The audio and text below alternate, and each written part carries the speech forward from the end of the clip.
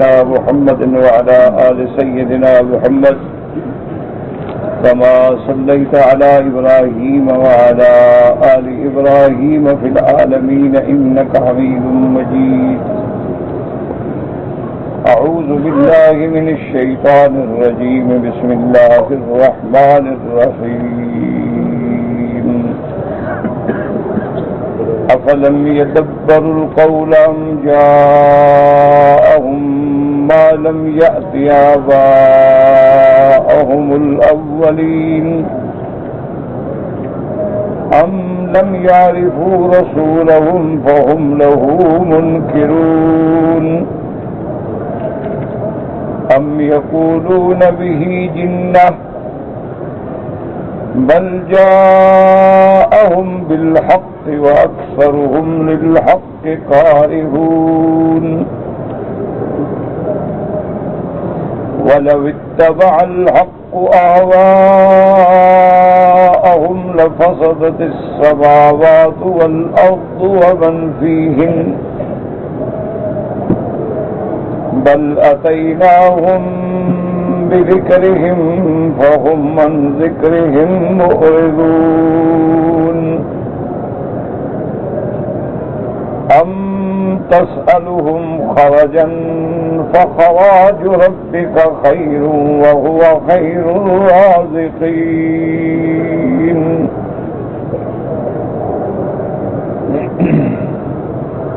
وإنك لتدعوهم إلى صراط مستقيم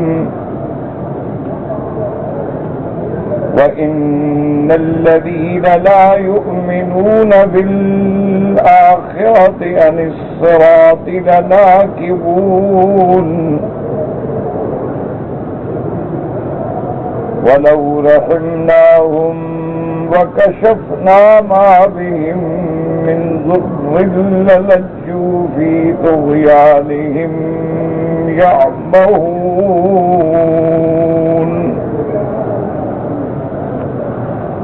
اللہ تبارک و تعالی نے کلام مقدس کے ان آیات مبارکہ میں ارشاد فرمایا ہے کہ افلم یدبروا القول ام جاءهم ما لم یأت آباءهم ام جاءهم ما لم یأت آباءهم الاولین. جیسے آپ نے پڑھا تھا اس سے پہلے اللہ نے ارشاد فرمایا تھا کہ ہم نے کسی انسان کو اس کی طاقت سے زیادہ تکلیف دی تھی. دین اسلام جو ہے وہ بڑا عادلانہ نظام ہے جس میں عدل ہے، جس میں رحمت ہے، جس میں شفقت ہے. لیکن کافروں کے دل جو ہیں وہ غفلت میں پڑے ہوئے ہیں. بل قلوبہم فی غمرۃ، اور شرک کے علاوہ بھی اور ان کے بڑے بھیڑے اور برے اعمال ہیں. اس کے بعد اللہ نے فرمایا تھا کہ جب ہم ان کے بڑوں کو عذاب میں پکڑتے ہیں تو پھر یہ چیختے ہیں تو ان کو حکم ہوگا کہ اب نہ چیخو، اللہ کے عذاب سے تمہیں کوئی چھڑانے والا نہیں، نہ تمہارا رونا کام آئے گا نہ چیخنا کام آئے گا.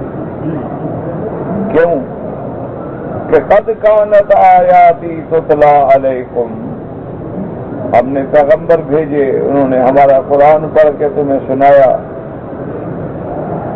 لیکن تم تو اپنے الٹے پاؤں مڑ گئے، قرآن کی طرف توجہ ہی نہیں کی. مستکبرین بہ، بلکہ تم قرآن کی سبب سے، حرم کی سبب سے تکبر میں مبتلا ہو گئے اور رات کی چاندنی میں بیٹھ کے اللہ کے قرآن اور اللہ کے نبی کے خلاف باتیں بنانے لگے. تہجرون، کبھی کہتے ہو شاعر ہے، کبھی کہتے ہو ساحر ہے، کبھی کہتے ہو جادوگر ہے. تو اب ان آیات کو سمجھیں جو آج کے سبق میں ہم نے تلاوت کی ہیں.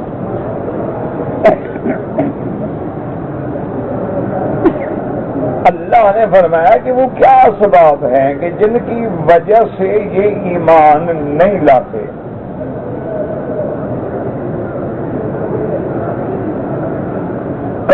سے ایسے موانع ہیں، کون سی ایسی رکاوٹیں ہیں جو ان کو ایمان سے روک رہی ہیں اور یہ ایمان نہ میرے نبی پہ لاتے ہیں نہ قرآن پہ لاتے ہیں؟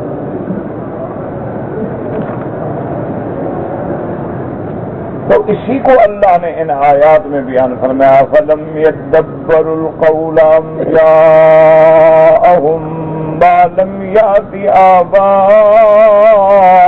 الْأَوَّلِينَ۔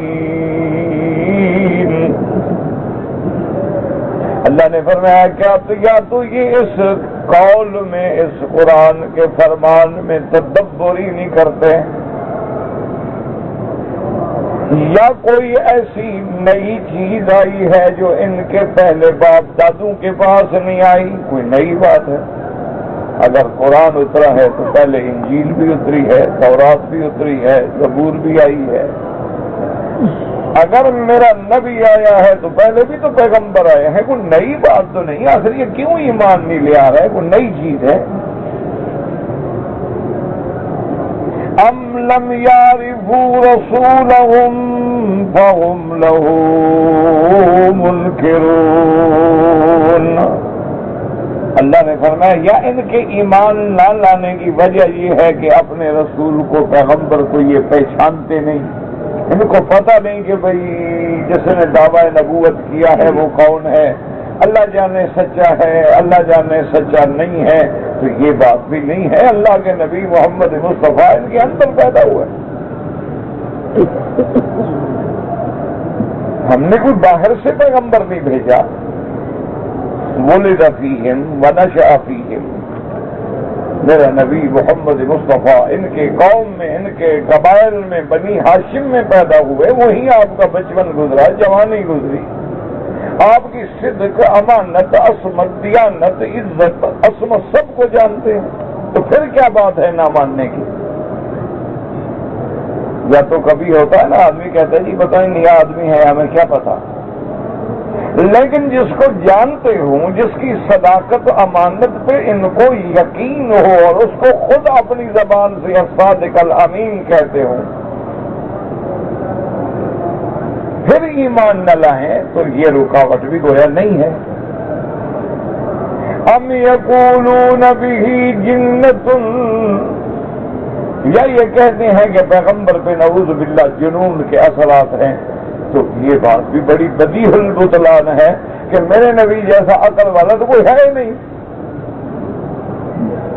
آپ کی ہر بات جو ہے وہ عقل کے ترازو پہ 100% پوری اترتی ہے۔ آپ صداقت کی دعوت دیتے ہیں، خیر کی دعوت دیتے ہیں، معروف کی دعوت دیتے ہیں، تو جو مجنون ہوتا ہے وہ ایسی باتیں کرتا ہے۔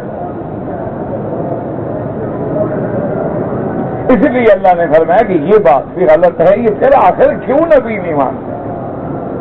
بل جاءہم بالحق واکثرہم للحق کارہون۔ اللہ نے فرمایا اصل بات یہ ہے کہ میرا نبی سچی بات لایا ہے اور ان کو سچ پسند نہیں ہے۔ اصل بات یہ ہے کہ ان کو حق اچھا نہیں لگتا، ورنہ کیا عذر ہے، بھی میرے نبی کو جانتے ہیں۔ اس لیے حدیث مبارک میں ہے کہ میرے پاک نبی محبوب دو عالم، رحمت دو عالم، سیدنا محمد مصطفیٰ صلی اللہ علیہ وسلم جبل صفا پہ کھڑے ہو کر آپ نے ساری قوم کے بڑے بڑے سرداروں کو پکارا، یا قریش، یا بنی ہاشم، یا بنی عبد المطلب، سب کو بلایا۔ تمام بڑے بڑے سردار دوڑے ہوئے آ گئے، پوچھنے لگے ماذا یقول یا محمد صلی اللہ علیہ وسلم، کیا بات ہے؟ فرمایا اگر میں تم کو خبر دوں کہ اس پہاڑ کے پیچھے دشمن کی فوج چھپی ہے، کیا میری بات مانو گے؟ انہوں نے کہا بالکل مانیں گے۔ وجہ کیا ہے کہ ما جربناک الا صادقا عادلا، کہ میرے محبوب ہمارے تجربے میں آپ نے ہمیشہ سچ بولا ہے، ہمیشہ انصاف کی بات کی ہے، تو آپ کی بات کیوں نہیں مانیں گے؟ حضور نے فرمایا قولوا لا الہ الا اللہ تفلحوا۔ حضور نے فرمایا اگر مجھے سچا سمجھتے ہو تو پھر میری بات مانو، اللہ کی وحدانیت کا الوہیت کا اقرار کرو، اس کے سوا کوئی معبود نہیں۔ جب اقرار کرو گے تو دنیا آخرت میں کامیاب ہو جاؤ گے۔ اب جب حضور نے یہ بات کی تو کہنے لگے طب اللہ کا لہٰذا جماعتنا، اسی لیے ہمیں بلایا تھا تم نے۔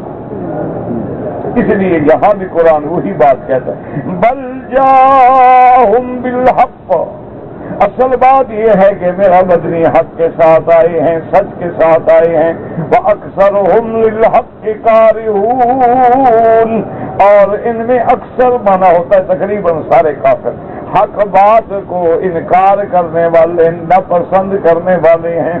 اور میں وَلَوِ اتَّبَعَ الْحَقُّ أَهْوَاءَهُمْ لَفَسَدَتِ السَّمَاوَاتُ وَالْأَرْضُ وَمَنْ فِيهِنَّ، اور اگر حق، اگر میرا نبی، اگر ان کے خواہشات کے پیچھے چلے تو آسمان و زمین کا نظام درہم برہم ہو جائے۔ اللہ کا پیغمبر کیسے حق چھوڑ دے؟ بل اتیناہم بذکرہم فہم عن ذکرہم معرضون۔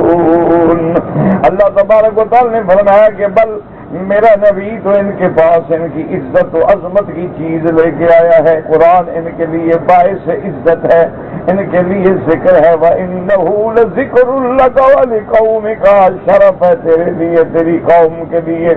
لیکن افسوس یہ ہے کہ اپنے اس شان سے بھی یہ اعراض کرنے والے ہیں، منہ پھیرنے والے ہیں۔ تسألهم خرجا فخراج ربك خیر، اور میرا مدنی آپ پر یہ ایمان نہیں لے آتے کہ آپ ان سے کچھ مانگتے ہیں معاوضہ، اس لیے ڈرتے ہیں کہ بھئی اگر ایمان لائیں گے تو ہمیں بڑی ٹیکس دینی پڑے گا، بڑے بڑے ہمیں ذرائع دینے پڑیں گے، اس لیے ڈر رہے ہیں۔ حالانکہ سب سے بہتر دینے والا خدا ہے، اور میرا نبی تو اپنے خدا سے اجر لینے والے ہیں، وہ تو اپنی دعوت پہ کوئی اجرت بھی نہیں چاہتے، کوئی معاوضہ بھی نہیں چاہتے۔ اس لیے قرآن میں آتا ہے کہ نبی بار بار کہتے ہیں قُلْ لَا أَسْأَلُكُمْ عَلَيْهِ أَجْرًا إِنْ أَجْرِيَ إِلَّا عَلَىٰ رَبِّ العالمین۔ اللہ نے فرمایا میرے نبی کہہ دو مجھے تم سے کچھ نہیں چاہیے، کوئی معاوضہ، کوئی نذرانہ، کوئی نیاز، کچھ نہیں۔ میرا ثواب، میرا اجر، میری محنت کا ثمر جو ہے میرے اللہ تبارک و تعالیٰ کی ذات کے پاس ہے، مجھے تو اس نے دینا، میں تم سے تو کچھ نہیں مانگتا۔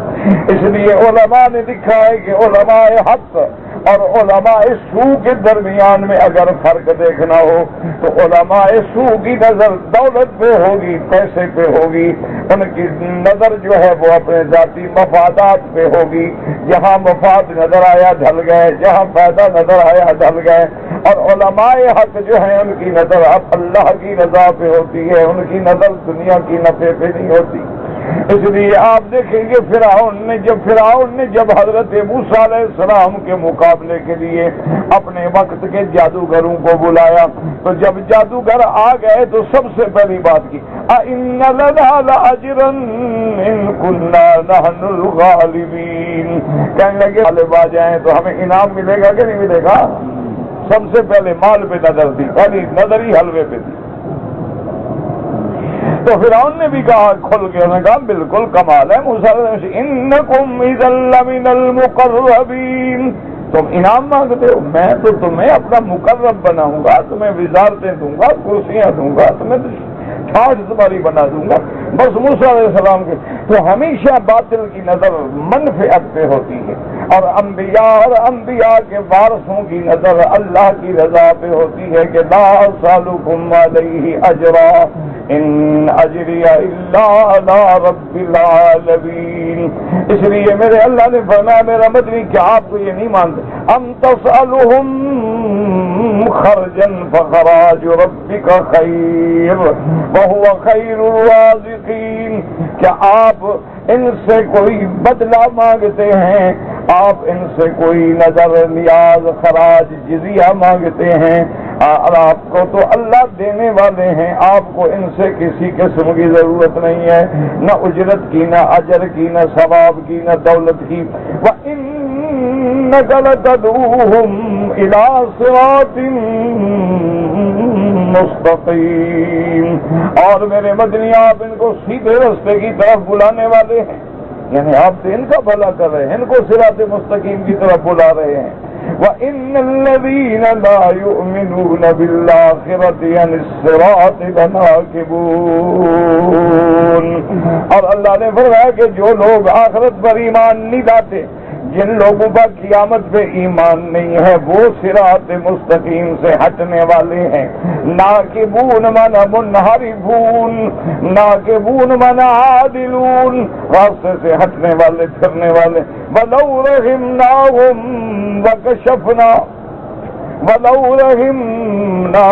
وَكَشَفْنَا مَا بِهِمْ مِنْ ضُرٍّ لَلَجُّوا فِي طُغْيَانِهِمْ يَعْمَهُونَ.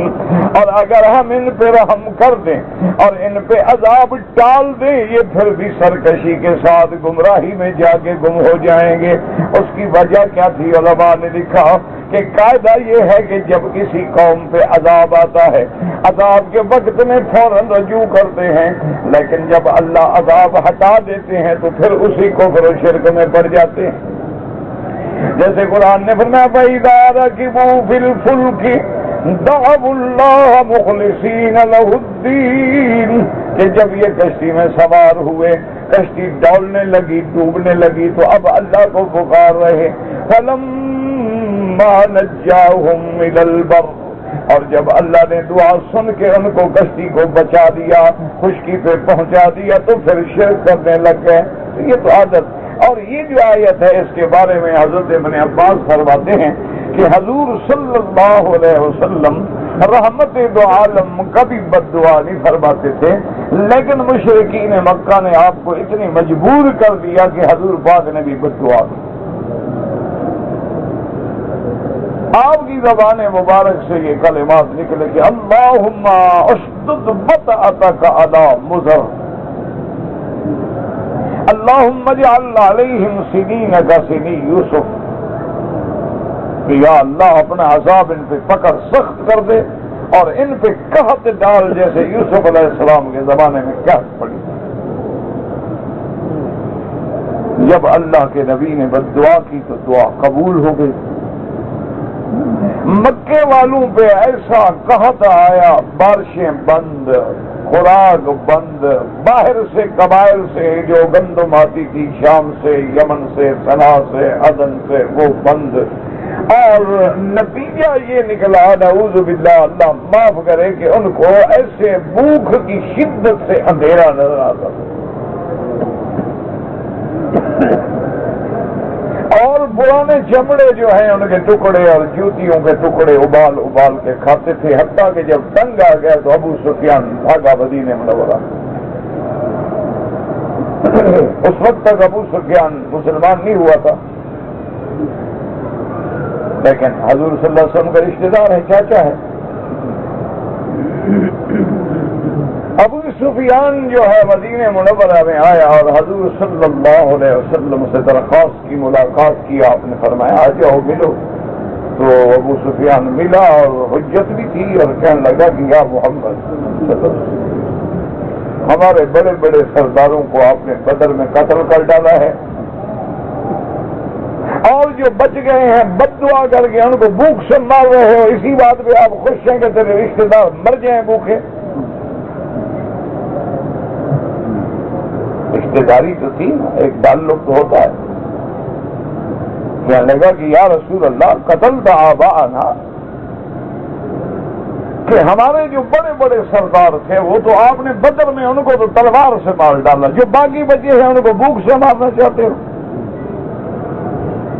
چلو ہم آپ پر ایمان نہیں لائے ہیں، لیکن آپ کی رشتہ داری تو ہے، قرابت تو ہے، مہربانی کریں، دعا کریں. ہمیں پتہ ہے آپ کی بد دعا کی وجہ سے کہاں آئی.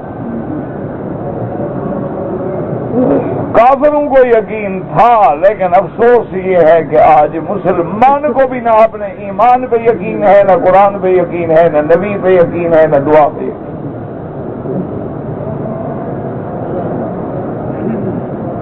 ورنہ حضور صلی اللہ علیہ وسلم کے چاچے کا بیٹا ہے اور حضور صلی اللہ علیہ وسلم کا داماد ہے. اس اس بدبخت نے اپنے باپ کے کہنے سے،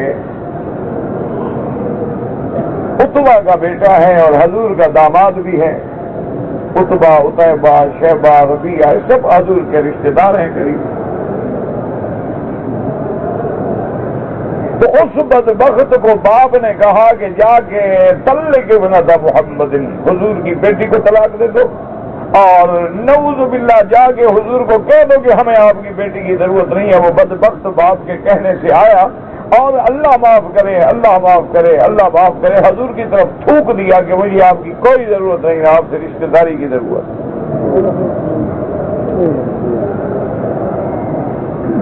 اللہ کے پیغمبر بھی جلال میں آ گئے اور آپ نے فرمایا اللہم سلط علیہ قلبا من کلابک، یا اللہ اس بدبخت نے تیرے نبی کی توہین کی ہے، سامنے آ گئی، میرا اللہ اس پہ جنگل کے کتوں میں سے کوئی کتا مسلط کر دے۔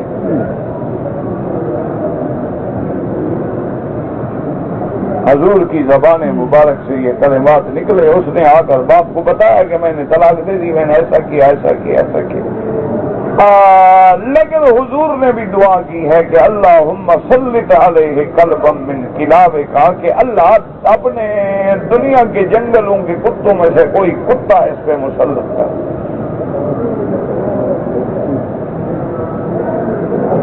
بہرحال باوجود اس کے کہ دشمن ہے، بیٹے کو کہنے لگا حضور نے بد دعا کی ہے، اب خیال کرنا ہے باہر نہ جانا زیادہ جنگل ونگل میں۔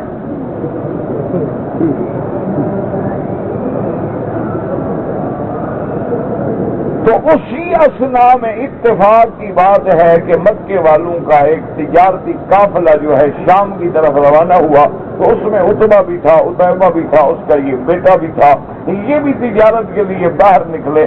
تو جب راستے میں کافی سفر کر گئے مکہ مکرمہ سے، مکہ اور شام کے درمیان میں تھے، تو اس نے اپنے ساتھیوں سے کہا کہ میں نے سنا ہے کہ اس پہاڑی علاقے میں کچھ جنگلی جانور رہتے ہیں، شیر ہیں، چیتے ہیں، بھیاڑ ہیں، تو مہربانی کریں، مجھے اپنے بچے کی طرف سے بڑا خوف ہے، تو میرے بیٹے کی حفاظت کریں اور میں اتنا معاوضہ جو ہے دوں گا حفاظت کے بدلے میں۔ تو انہوں نے کہا کہ ٹھیک ہے، ویسے بھی سردار تھا، بڑا آدمی تھا۔ تو ان لوگوں نے یہ کیا کہ جو سامان تھا نا ان کا تجارت کا، سارے سامان کو ترتیب سے درمیان میں ڈھیر لگا دیا اور اس کے اوپر جگہ بنا دی، کہا اپنے بیٹے کو اس کے اوپر اونچا سلا دو تاکہ کوئی خوف ہی نہ رہے،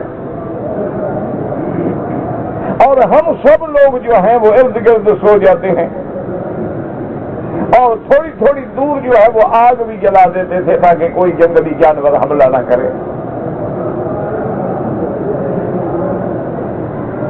وہ اوپر سو گیا، سارے خواب غفلت میں سو گئے۔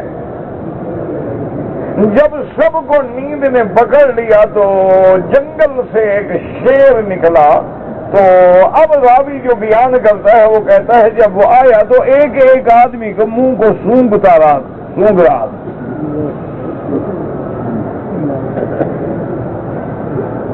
لیکن شیر کھڑا ہو اوپر تو اچھے خاصے آدمی کی ہوا نکل جاتی ہے۔ اس نے کہا میں جاگ رہا تھا، میں نے دیکھا، لیکن اب اٹھنے کی طاقت تھوڑی تھی، بولنے کی طاقت تھوڑی، شیر کے سامنے کون بولے؟ وہ بھی تو جنگل کا بادشاہ ہے نا۔ تو کہتا ہے عجیب کیفیت ہے کہ ایک ایک آدمی کو سونگ رہا ہے۔ اسی لیے علماء نے استنباط کیا مسئلہ کہ معلوم یہ ہوتا ہے کہ اللہ دشمنان نبی میں کوئی خاص بدبو پیدا کر دیتے ہیں۔ آپ دیکھیں نا ہندو کتنا روزانہ صبح کو نہاتا ہے، اشنان کے بغیر تو نکلتے نہیں نا گھر سے، لیکن اس کے بدن سے بدبو آئے گی، جتنا صاف ستھرا کیوں نہ ہو، غسل کرے، اچھے کپڑے پہنے، اور لیکن جب آپ قریب بیٹھیں گے تو لازماً کفر کی بو ہوگی۔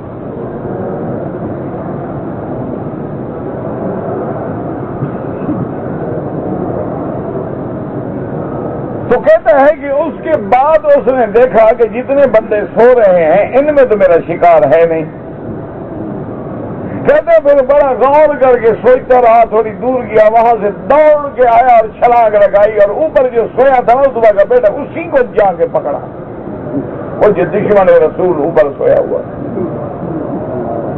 اور کہتے مزہ کا ہوا، اور اس نے ایسے کیا کہ ٹکڑے ٹکڑے کر ڈالا،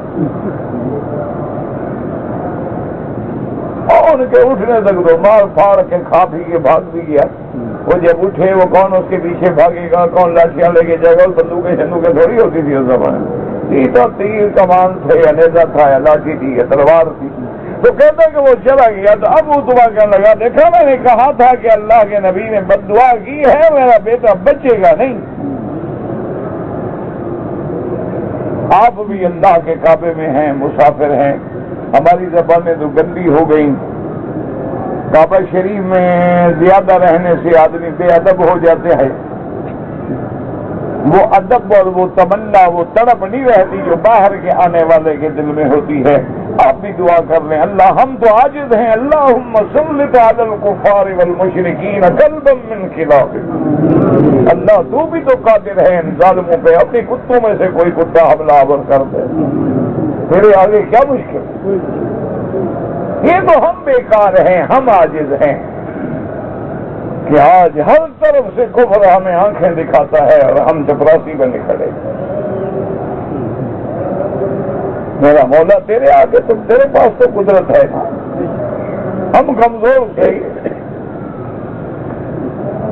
لیکن تیری شان تو یہ ہے نا کہ جب تو کسی چیز کا فیصلہ کر دے، چاہے تو ہواؤں سے مروا دے، چاہے تو مچھروں سے مروا دے، اور میرا اللہ تو اگر چاہے تو پانی سے غرق کروا دے، تو اگر چاہے تو ایک فرشتہ بھیجے اور ایک چیخ مرے اور قوم کی قوم ختم ہو جائے، تیرے آگے کیا مشکل ہے؟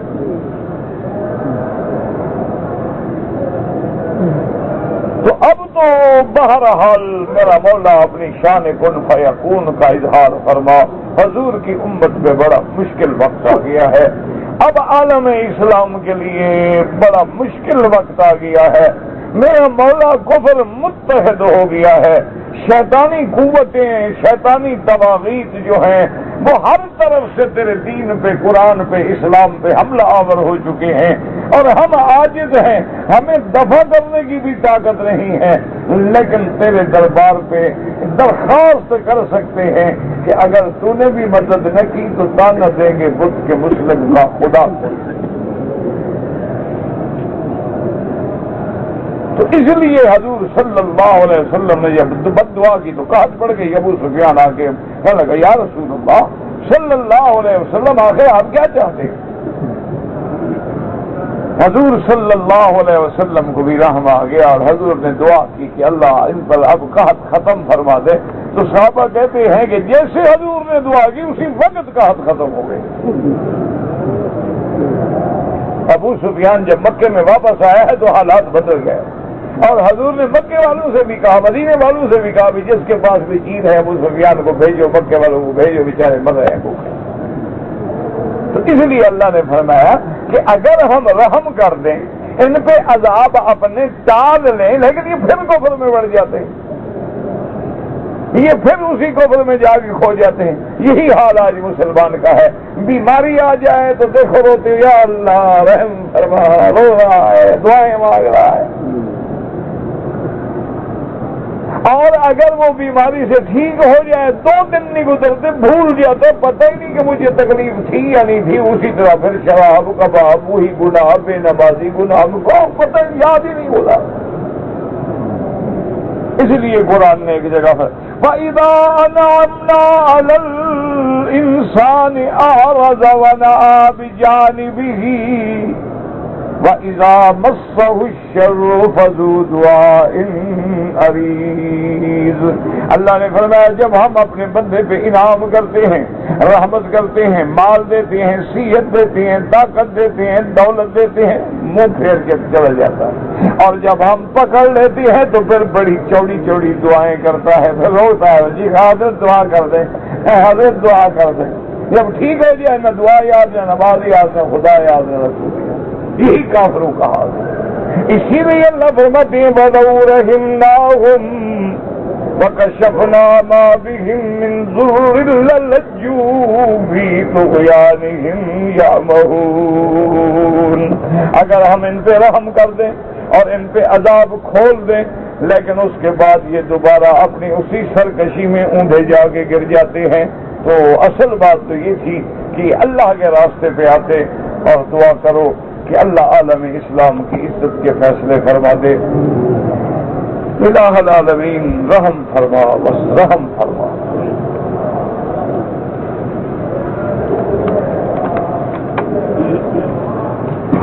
کہتے جی کہ میں نے ام القرا یونیورسٹی میں داخلہ لینا ہے، اس کے لیے کیا شرائط ہیں؟ تو یونیورسٹی میں چلے جاؤ۔ میں تو یونیورسٹی نہیں ہوں، نہ یونیورسٹی کا ملازم ہوں۔ یونیورسٹی موجود ہے، کھلی ہوئی ہے، وہاں آپ چلے جائیں۔ امین عبادت القبول و تسجیل میں وہ آپ کو فارم دیں گے، شرائط بتائیں گے۔ شاہد صاحب کی بیٹی کے لیے اللہ شفا عطا فرمائے، اللہ ہر بیمار پہ رحم فرمائے۔ میرے بھی دوست ایک بھائی ہیں بیمار ہیں، اللہ سب پہ رحم فرما، سب کو شفا عطا فرما۔ ایک میری رشتہ دار ہے، ان کو کینسر ہے، اللہ کے آگے کینسر کیا چیز ہے، دعا کرو اللہ شفا عطا فرمائے۔ اللہم رب الناس اذہب الباس اشف انت شافی لا، اور سورت فاتحہ سے بڑی دعا کوئی نہیں۔ بس جتنا ہو سکے نا زمزم پلاؤ اور فاتحہ پڑھو اور دم کرو اور پلاتے رہو اور خود دم کرتے رہو۔ یہ دم شم والے پیر فقیر نہ ڈھونڈو، یہ جو آج کل آ گئے ہیں نا 2 منٹ والے استخارے والے پیر فقیر بہت پھیل گئے ہیں دنیا میں، ان کے چکروں میں نہ پڑھو، تم خود پیر ہو تو قرآن شریف پڑھو، 7 دفعہ دم کرو، خود بچی پڑھے، وہ دکھ میں ہے، دکھیارے کی دعا خدا سنتا۔ امن یجیب المضطر اذا دعاہ ویکشف السوء، وہ خود دم کرے، خود نہیں ہے زمزم ختم ہو گیا، پانی تو ہے۔ اچھا ہر نماز کے بعد فاتحہ پڑھی اور بدن پہ پھیر دی، کوئی مشکل بھی نہیں۔ انشاءاللہ اللہ تبارک و تعالیٰ کو اگر منظور ہے تو ساری بیماریاں ٹھیک ہو جائیں گی۔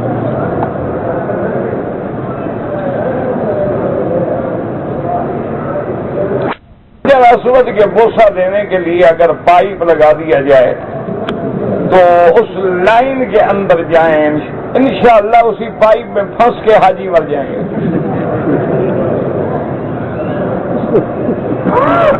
یہ تو اتنی کھلی جگہ ہے تو نہیں گزرنے دیتے، جب پائپ لگ گیا تو کیا حشر ہوگا؟ میرا بھائی ساری دنیا الحمدللہ یہ اسلامی حکومت ہے، اس کے اندر بہت بڑے بڑے ریاست حرمین ہیں، پھر کمیٹیاں ہیں، لجنا ہیں، بڑے بڑے مہندسین ہیں، اور وہ سارا سال بحث ہوتی رہتی ہے، غور و فکر ہوتا رہتا ہے کیا کریں کیا کریں کیا کریں، اور وہ فارغ نہیں بیٹھے ہوئے۔ لیکن یہ مسائل تب حل ہوں گے جب ہم سارے خود نظام کے پابند بنیں گے، ورنہ دنیا کا کوئی قانون نہیں ٹھیک کر سکتا۔ اب میرا بھائی آپ دیکھیں نا کہ یورپ میں ہم جاتے ہیں، ایک مہینے تک کبھی گاڑی کے ہارن کی آواز بھی نہیں سنی ہم نے۔ اچھا ہم حیران ہوتے ہیں کہ یار ان کی گاڑیوں میں ہارن ہوتا نہیں ہے، پر کیا بلا ہے؟ اور ہمارے تو باجا بجاتے ہیں نا، یہ تو ہارن نہیں ہے نا، یہاں تو باقاعدہ پریشر ہارن ہوتے ہیں، جیسے ماشاءاللہ بس نہیں آ رہی بلکہ کوئی ڈانسر ڈانس کرتی ہوئی سڑک پہ آ رہی ہے۔ بالکل وجہ کیا ہے کہ ہر آدمی اپنی ٹریک میں ہے، کسی کو ہارن دینے کی ضرورت ہی نہیں۔ 60 کلو 60 کلو 70 70 80 80 90 90 جس سپیڈ پہ جانا اسی ٹریک پہ چلے گا۔ جب وہ اسی ٹریک پہ چلے گا پیچھے والا ہارن کیوں دے؟ اچھا جب اس نے گاڑی روکنی ہے تو ناممکن ہے کہ سڑک پہ کھڑی کر دے، جب تک کہ اس کو پارکنگ ایریا نہیں ملے گا وہ گاڑی کھڑی نہیں کرے گا۔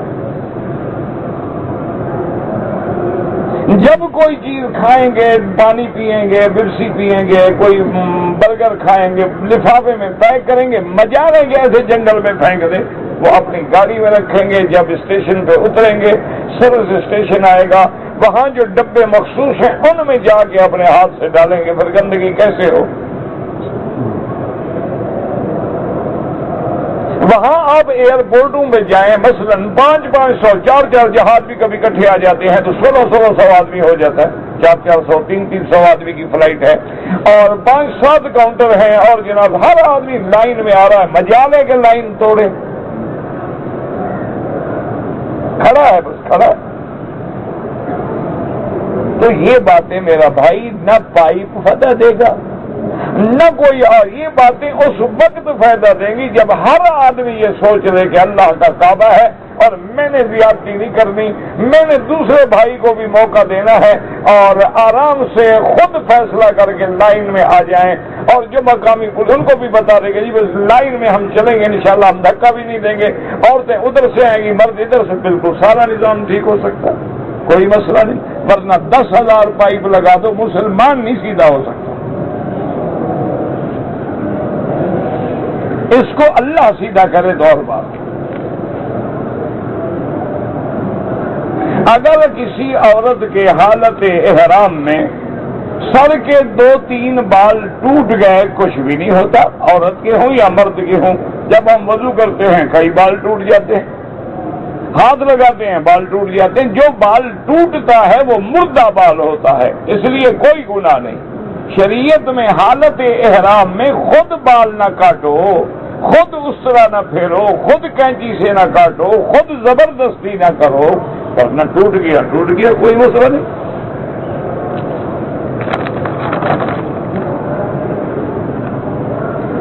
بھائی عمرہ جو ہے نفل عبادت ہے، اس لیے امام ابو حنیفہ رحمۃ اللہ علیہ اور امام شافعی کے نزدیک جس کے لیے بھی آپ چاہیں کر سکتے ہیں۔ طواف زیارت میں بھیڑ تھی، میں نے اشارہ صحیح مقام پہ نہیں کیا تھا، کوئی بات نہیں، اللہ قبول فرمائے۔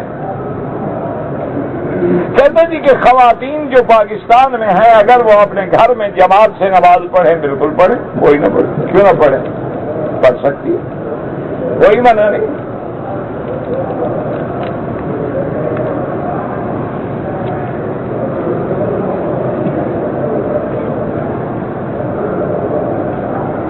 ایک عورت اپنے دیور کو جادو کیا، اس کی جان خطرے میں ہے، عورت کا خاوند کے ساتھ نکاح رہے گا، خاوند کے ساتھ نکاح کیوں نہیں رہے گا؟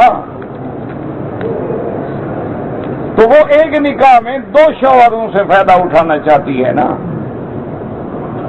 تو ایسی عورت کو بالکل خاوند کو حق ہے طلاق دے، دفع کرے۔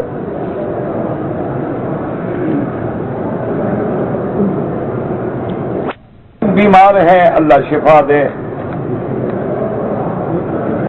ایک عمرہ نفلی عبادت ہے، کر کے جس کے لیے دعا کریں گے اللہ اس کو ثواب دیں گے۔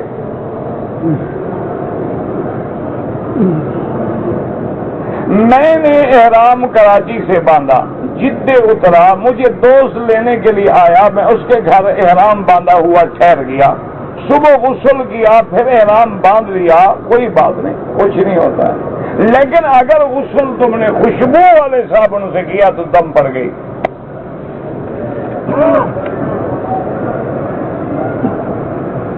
کان سے آیا ہوں، میں نے مسجد عائشہ سے عمرہ کیا ہے، بہرحال طواف میں زیادہ ثواب ہے، لیکن اگر کوئی عمرہ کرے تو امام ابو حنیفہ اور امام شافعی کے نزدیک جائز ہے، اور امام احمد ابن حنبل منع فرماتے ہیں۔ کہتے جی کہ اگر مجھے جرمانے کی دم دینی ہو تو وہ مکے میں ہی دینی ہوگی، وہ پاکستان میں نہیں دے سکتے، لیکن اگر پیسے نہیں ہیں کوئی بات نہیں، جب اللہ توفیق دے وہاں سے کسی کو پیسے بھیج کے دم کرا دے۔ اب یہ ایک آدمی ہے سوال لکھنے والا، بیٹھا لکھتا رہا، فارغ ہوگا نا سوال سے۔ اگر قرآن مجید کی تلاوت ہو رہی ہے تو سلام نہ کریں۔ بہت سارے لوگ 11ویں اور جمعراتیں مناتے ہیں، یہ بدعت ہے۔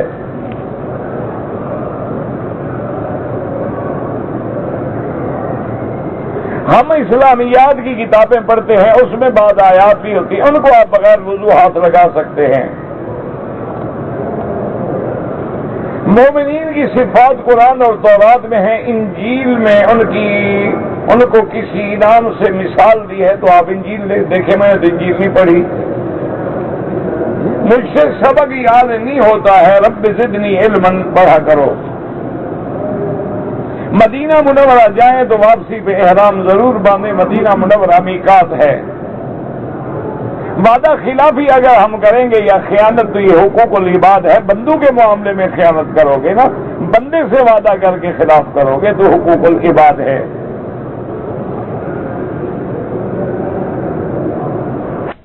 آدمی ایسا رومال رکھتا ہے کہ سجدہ رومال پہ ہوتا ہے، تو کوئی حرج نہیں، قالین پہ سجدے نہیں کر رہے ہو، قالین پہ ہو جاتا ہے، رومال پہ نہیں ہوتا۔ عجیب بات ہے۔ اصل یہ ہے نا، رومال والوں پہ اعتراض کرنا ہے بیچارے، تو کرے کیا غریب، وہ اپنا جوش تو پورا کرے نا، نماز ہو جاتی ہے، فکر نہ کرو۔ عورت اپنے شوہر سے کتنی دیر دور رہ سکتی ہے؟ یہ تو عورت سے پوچھے، مجھ سے کیوں پوچھتے ہو؟ بہرحال حضرت عمر فرماتے تھے 6 مہینے سے زیادہ دور نہ رہیں۔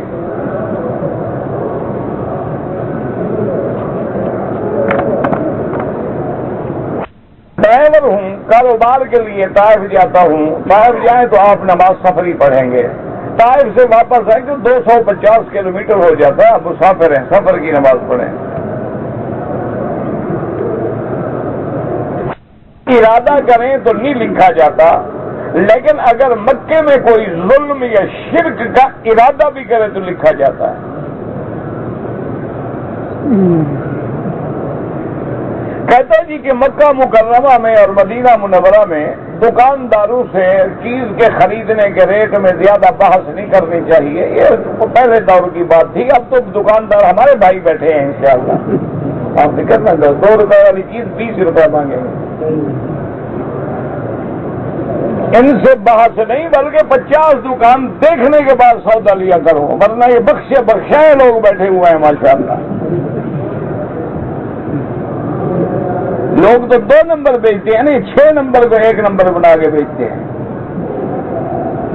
انا للہ و انا الیہ راجعون۔ میں بڑی پرانی بات ہے، اتفاق سے کبھی کبھی غلطی انسان سے ہو جاتی ہے، تو میں گیا تو سامنے ایک کپڑے کی دکان ہوتی تھی، وہ میرا شاگرد تھا، ایسے دماغ خراب خیال آ گیا، میں نے کہا یار شاگرد ہے، چلو کم از کم ایک تو صحیح کپڑا دے گا، اور دوسرا اگر رعایت نہ بھی کرے تو کم سے کم صحیح ریٹ لے لے گا، چلو زیادہ لحاظ نہ بھی کرے استاد کا۔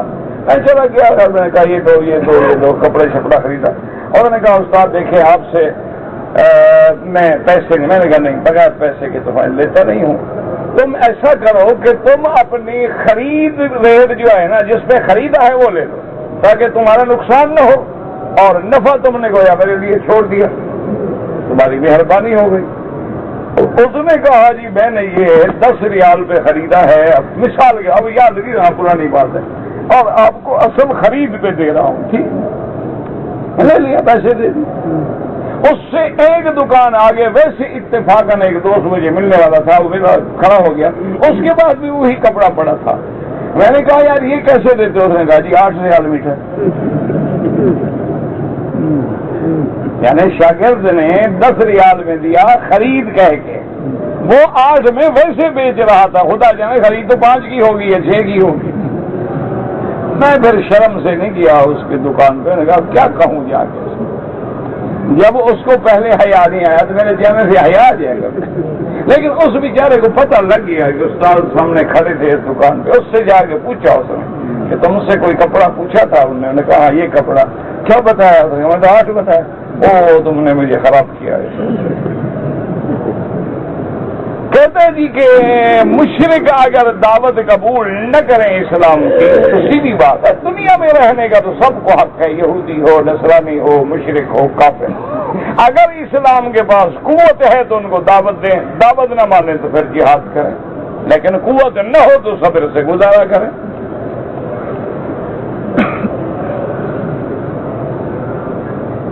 یہ ہمارا عقیدہ ہے کہ شیعہ کافر ہے، چلو تمہارا عقیدہ ہے نا، تمہارا عقیدہ دلیل ہے۔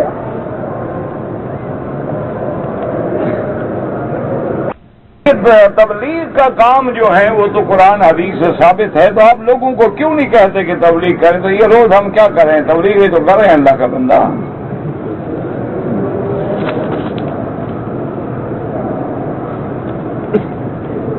کہتے جی کہ امام صاحبان جو جبہ پہنتے ہیں حضور پاک نے بھی پہنا ہے، لیکن یہ نہیں کہ وہ ایسے تھا، یعنی اس زمانے میں جیسا تھا۔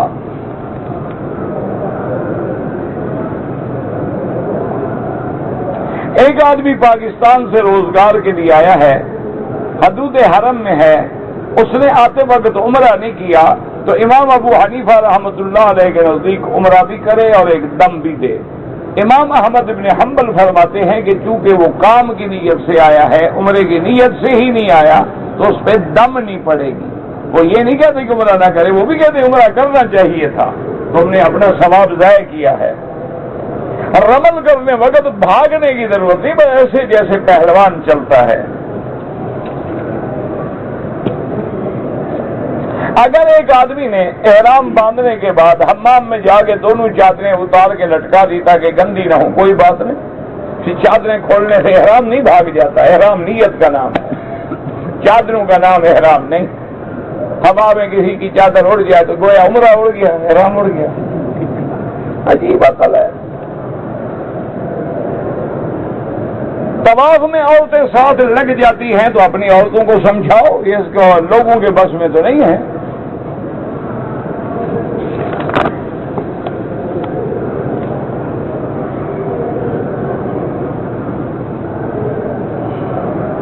رات میں اگر اکثر غلط خیالات وغیرہ آتے ہیں جس کی باعث ناپاکی ہو جاتی ہے، تو بہرحال ایک تو یہ ہے کہ آپ رات کو جب سوئیں تو آیت الکرسی اور معوذتین پڑھیں، لا حول ولا قوت الا باللہ العلی العظیم پڑھیں، اور نوجوان ہیں تو کوشش کریں شادی کی تاکہ پھر غلط خیالات جو ہے اس سے آپ بچ جائیں۔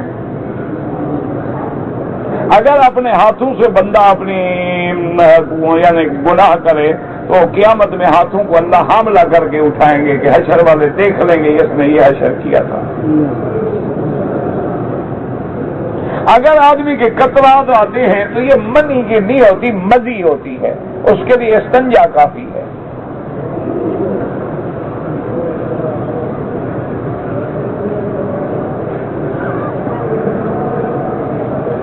عمرے کے لیے آتے ہیں، حج کے لیے آتے ہیں، دعوت کی نیت سے جائیں۔ جب حج کے لیے آ رہے ہیں تو حج ہی تو دعوت ہے نا، حج کرے گا تو لبیک نہیں پڑے گا، دعوت دے رہا ہے نا۔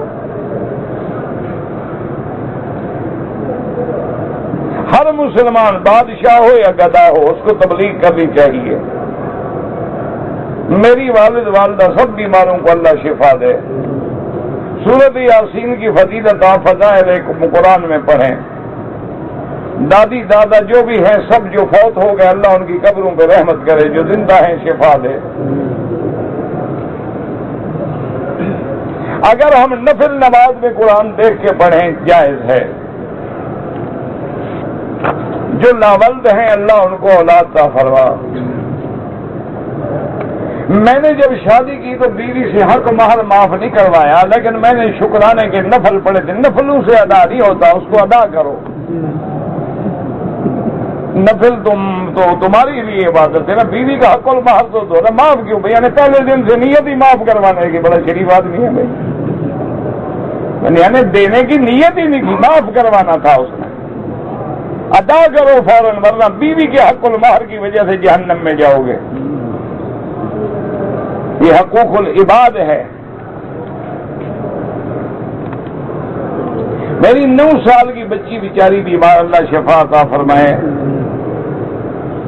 پہلے اذان جو تھا نا صحابہ نے، ایک صحابی نے خواب دیکھا، حضور نے منظور فرما دیا، تو جس بات کو حضور منظور فرما لیں سنت ہو گئی۔ آدم علیہ السلام کے علاوہ بھی کسی نبی کی امت میں بھائی بہن سے شادی ہوا، میں نے تو نہیں پڑھا، صرف آدم کا پڑھا ہے، باقی اللہ عالم۔ عشر جو نکالنا ہے تو جو پیداوار ہوگی اس کا عشر نکلے گا، اخراجات نکالنے کے بعد تو بچے گا کیا؟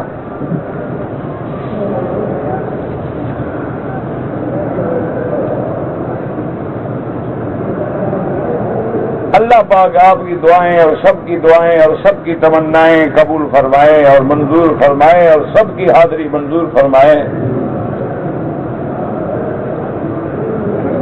اگر مجھے سجدہ صاحب کرنا ہو تو صاحب جو ہے سلام پھیر کے بھی کر سکتے ہیں، ایک سلام پھیر کے بھی کر، سارے طریقے حدیث میں موجود ہیں، کوئی بھی کر لے، کوئی مسئلہ نہیں ہے۔ یہ ایسے مسئلے نہیں جن پہ آدمی لڑا جائے۔ عورتوں سے طواف میں ٹکر ہو جاتی ہے، چہرہ نہیں ڈھانپتی ہے، نظر پڑ جاتی ہے، ہماری ٹکر تو الحمدللہ کبھی نہیں ہوئی، تمہاری آخر کیوں ہو جاتی ہے؟ نہیں، مجھے سمجھ نہیں آئی۔ بھئی اللہ کا شکر ہے آخر میں یہاں پیدا ہوا، اتنی زندگی گزر گئی، ٹوٹا پھوٹا ایک آدھا طواف تو کر ہی لیتا ہوں نا، لیکن ہماری تو ٹکر کبھی نہیں ہوئی، تمہاری آخر کیوں ہوتی ہے؟ اس کا مطلب ہے نیت میں گڑبڑ ہے۔ آدمی خیال رکھے کبھی ٹکر نہیں ہوتی۔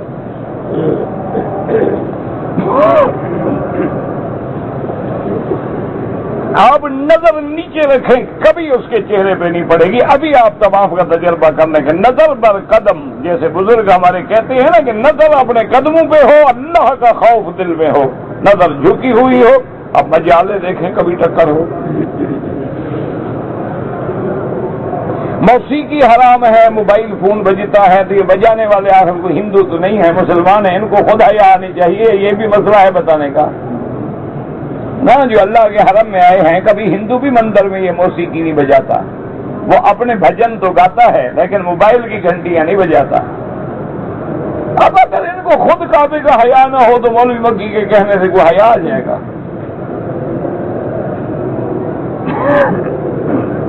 اگر قرآن لے کر طواف میں پڑھیں بابا جائز ہے، لیکن پھر اسی سے ٹکر لگ جاتی ہے، قرآن گر بھی سکتا ہے، اس لیے وہ چیزیں پڑھیں، درود شریف ہے، کلمہ شریف ہے، سبحان اللہ، الحمدللہ، لا الہ الا اللہ، لا حول ولا قوت الا باللہ۔ اصل معنی ہے جس میں تیرا دل لگے۔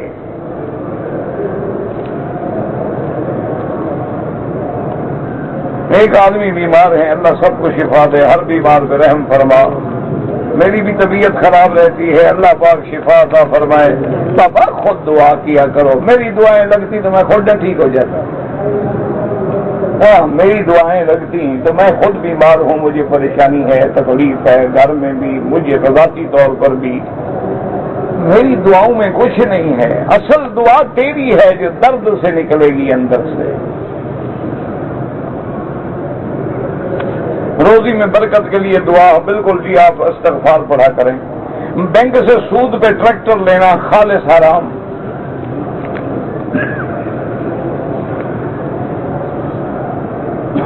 مسجد میں آ کر سونے والا منافق ہے، میں نے تو نہیں کہا، پتہ نہیں آپ نے خواب دیکھا ہے، میری ٹیپ لے آؤ کل کی، میں نے کہا مسجد میں آ کے سونے والا منافق ہے، لے آؤ۔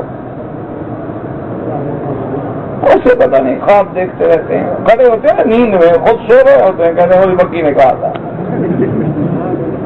پتہ نہیں۔ سونے والا منافق تو ہم نے کبھی زندگی میں نہیں سنا۔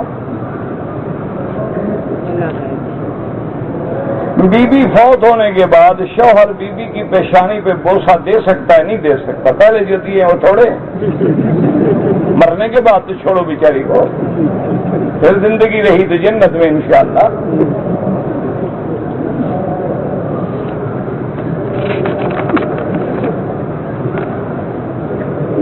کچھ صحابہ بیمار نہیں ہوئے، سنتا ہوں، تم غلط سنتا ہو، یہ کوئی مسئلہ ہے، میں سنتا ہوں، صحابہ بیمار نہیں ہوا، صحابہ بیمار بھی ہوا، دکھ بھی آیا، تکلیفیں بھی آئیں، سب کچھ۔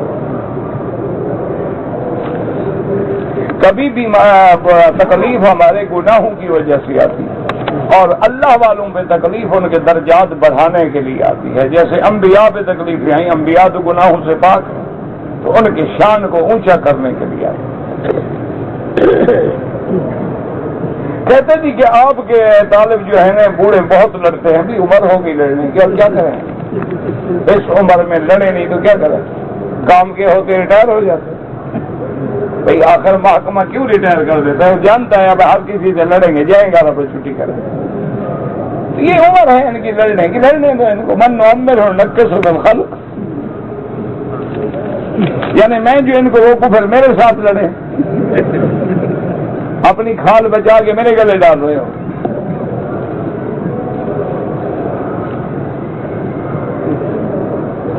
غسل جنابت میں مجھے بہت دیر لگتی ہے، تو اس کا میں کیا کر سکتا ہوں؟ کہتے ہیں اب یہ کوئی حل ہے؟ کہتے ہیں جی کچھ لوگوں کا خانے کعبے میں سیلاب آیا تھا، لوگ طواف نہیں کر سکے، سانپ طواف کر رہا تھا. ہم نے تو نہیں دیکھا سانپ کو، ہم نے لوگوں کو دیکھا ہے کہ اس سیلاب میں بھی طواف کر رہے ہیں.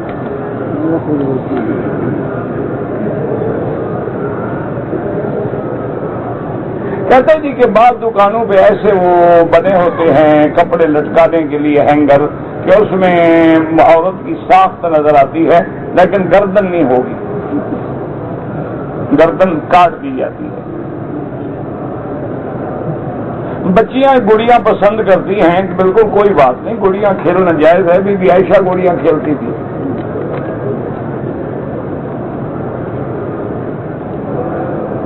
اگر طواف الوداع کرنے کے بعد ہم نہ جا سکیں کوئی بات نہیں، پھر آئیں، نماز پڑھیں، طواف کریں، پھر رہیں. طواف الوداع کا معنی یہ نہیں ہوتا کہ اللہ نے ہمیں گھر سے نکال دیا ہے. معنی ہے جب آئے تھے عمرے کا طواف کیا، جا رہے ہیں تو وداع کا طواف کر رہے ہیں، نہیں گئے پھر آ جاؤ.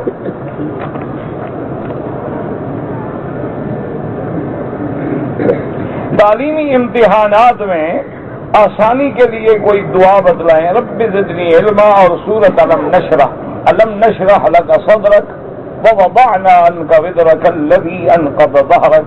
یہ پڑھا کریں انشاءاللہ، اللہ خیر کریں گے. لیکن تیاری بھی کرو، صرف میری دعا پہ نہ رہنا. میں نے عمرہ کیا لیکن بال نہیں کٹوائے، اب بال بھی کٹوائیں اور ایک بکری دم بھی ادا کریں. اگر عورت عمرے کے بعد بال نہ کٹوائے، دم پڑ گئی، بال بھی کٹوائے، ایک بکری دم بھی ادا کرے. نماز میں امام کے پیچھے فاتحہ پڑھیں، حنفی ہیں تو نہ پڑھیں، حنبلی ہیں تو پڑھا کریں.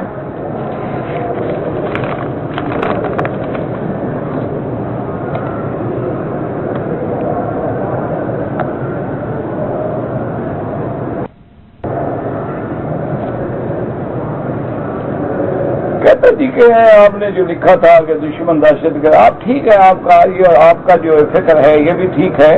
دعا کریں اللہ پاک رحمت فرمائے، اللہ مسلمانوں کی جان و مال کی حفاظت کرے. عقیقے کے لیے اللہ لڑکا دے تو 2 بکرے یا 2 دمبے، اور لڑکی ہو تو 1.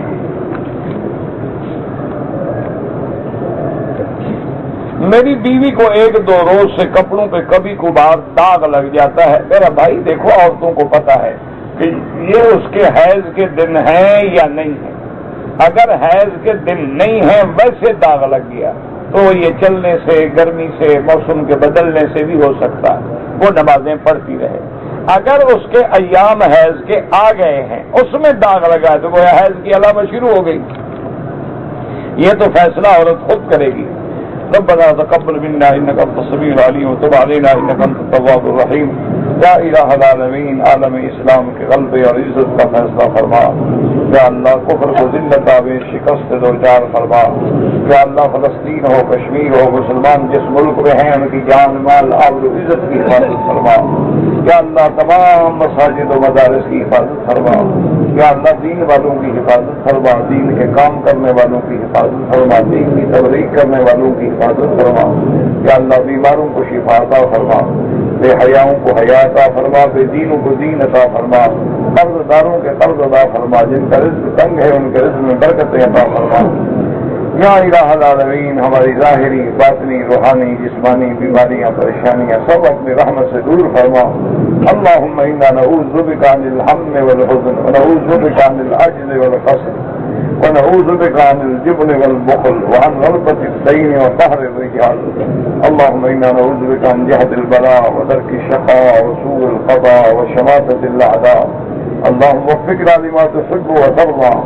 اللهم لا تجعلنا فتنة للماكرين، لا تجعلنا عقدة للعاكرين، لا تجعلنا فتنة للقوم الظالمين. اللهم احفظنا واحفظ اهلنا، اولادنا، اخواننا، اخواتنا، ازواجنا وذرياتنا، بيوتنا وبيوت المسلمين عن الشرور والفتن ما ظهر منها وما بطن. اللهم انا نعوذ بك عن جهد البلاء ودرك الشقاء وسوء القضاء وشماتة الاعداء. اللهم وفقنا لما تحب وترضى، اللهم وفقنا لما تحب وترضى. اللهم اجعلنا في زمانك وامانك واحسانك. سبحان ربک رب العزت عما یصفون وسلام علی المرسلین والحمد للہ رب العالمین آمین.